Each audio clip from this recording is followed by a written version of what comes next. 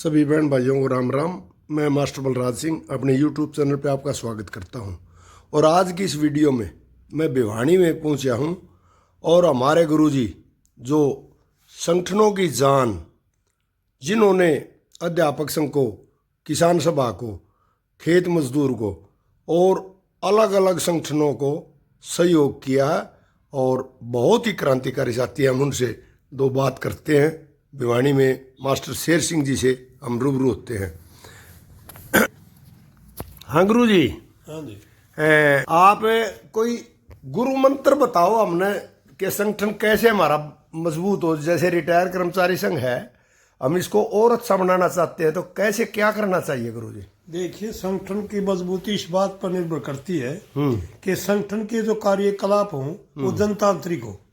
जनतांत्रिक का अर्थ है जो हम जिनका संगठन है वो उनकी ज्यादा से ज्यादा हिस्सेदारी हो, चाहे वो ब्लॉक का चुनाव हो, चाहे जिले का चुनाव हो, चाहे स्टेट के चुनाव हो, उनमें उनकी ज्यादा से ज्यादा भागीदारी हो।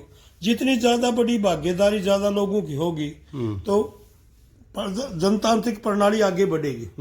जनतांत्रिक प्रणाली जो होती है तो फिर उसमें क्या होता है, जब पदाधिकारी चुन लिए जाते हैं उसके बाद फैसले मतलब मीटिंग में लिए जाए और फैसले लेने के फैसला तो सामूहिक होगा, चाहे वो सर्वसम्मति से फैसला लिया गया हो और चाहे वो मेजोरिटी से लिया गया हो, वो फैसला सबके लिए होता है। ये नहीं है कि मैं मान लो किसी कोई हमारे सामने कोई समस्या है, मैं निदान उसका कुछ बताता हूँ, दूसरे साथी कुछ बताते हैं और मैं माइनॉरिटी में हूँ तो मुझे मेजोरिटी की माननी पड़ेगी। हो सकता है वो लागू करने लगे तो मैं कह रहा था वह बात ठीक हो तो दोबारा मीटिंग में संशोधन हो जाएगा। परंतु कारण क्या होता है, अगली जान होती है संगठन की, मतलब आलोचना, आत्म आलोचना और आत्म आलोचना। आलोचना तो हम बहुत कर लेते हैं, ये आम आदमी की आदत है। किसी भी चीज के बारे में कुछ कहना हो तो अब अपने आप को ये दिखाने की कोशिश करता है मानो कि भाई हम बहुत ठीक हैं, दूसरे इतने ठीक नहीं, परंतु आत्म आलोचना नहीं करते। और आलोचना करने वालों को भी ये, हाँ जी, हाँ मैं कह रहा था कि जो आलोचना है, एक होती है आलोचना। आलोचना का मतलब कोई मुद्दे पर चर्चा हो रही है और उस पर सर्वसम्मत नहीं है और उसमें एक मेजोरिटी में है लोग, तो हमें मेजोरिटी की बात माननी पड़ेगी। हाँ जी। परंतु आमतौर पर मैंने देखा अपने जीवन में कि जो विरोध में होते हैं ना, वो फिर अपनी बात को ठीक ठहराने के लिए चर्चा करने लग जाते हैं फील्ड में कि मैंने तो न्यू कहा था, उन्होंने ये नहीं कराया था। तो मेरा कहने का मतलब, अगर हम आलोचना करने वाला का अधिकार ये बनता है कि वो जब आलोचना करता है तो उसका स्वस्थ आलोचना होनी चाहिए, खिंचाने की दृष्टि से, नीचा दिखाने की दृष्टि से न कहा जाए, उस मुद्दे को स्पष्ट करने के लिए कहा जाए। दूसरा होता है आत्म आलोचना। मान लीजिए मेरे में कमी है या है न है, कुछ भी है, किसी ने मेरी आलोचना करी तो मैं अपने आप पर आंकूं कि मेरे में ये कमी है तो मैं उसको दूर करूं, न कि मैं उसके ऊपर चिढ़ करके उसके विरोध में बोलने लग जाऊं। अगली बात है संगठन के लिए आय व्यय का ब्यौरा। आय व्यय का ब्यौरा बहुत ही क्लियर होना चाहिए और उसमें मतलब समय पर होना चाहिए, उसकी ठीक ऑडिट होनी चाहिए। उससे अगला होता है कि दूरदृष्टा से काम लेना, मतलब क्योंकि मांगे दो प्रकार की होती हैं। हाँ जी। एक तो है अब की मांग, अब की मांगे वो तो, और कुछ होती है लंबे समय, जैसे हम वेतन मांग की मांग करते हैं, वो बहुत लंबे समय की मांग है। ठीक है जी। परंतु हमें ज्यादा जोर जो वर्तमान में मांग है उनको ऊपर ज्यादा जोर देना चाहिए।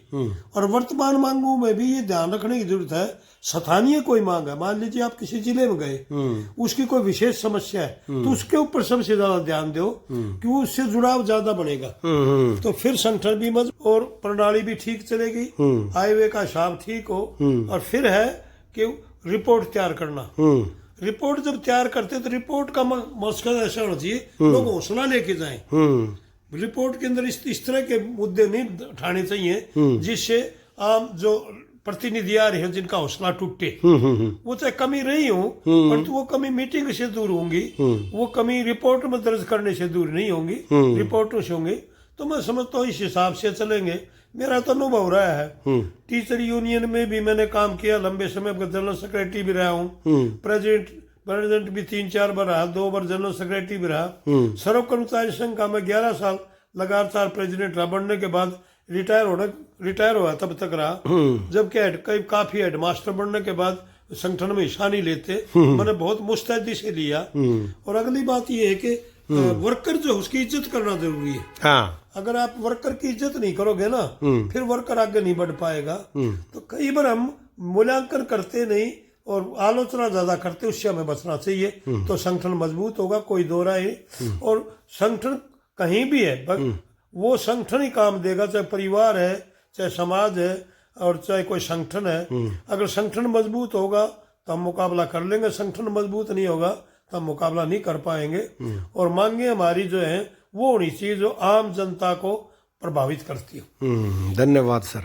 देखिए साथियों, ये हमारे गुरुजी ने अपना तजुर्बे साझा किए हैं और इनसे हमने प्रेरणा लेनी चाहिए और अपना मजबूत संगठन बनाना चाहिए। संगठन मजबूत है तो सब ठीक है, और संगठन मजबूत नहीं तो कुछ नहीं है। और संगठन की विशेष चीज होती है सदस्यता। यदि हम सदस्यता बढ़ाएंगे तो लोग ज़्यादा जुड़ेंगे, लोगों से ही संगठन बनता है।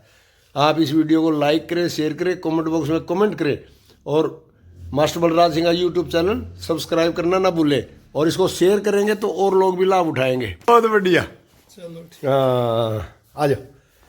Very good, very good.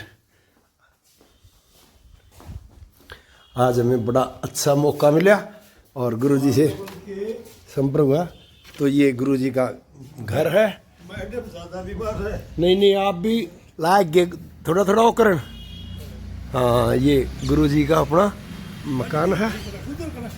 ये मेरी गाड़ी खड़ी है और अब हम यहाँ से चलते हैं। और ये हमारे गुरुजी का घर है, ये हमारे प्रधान जी का घर है।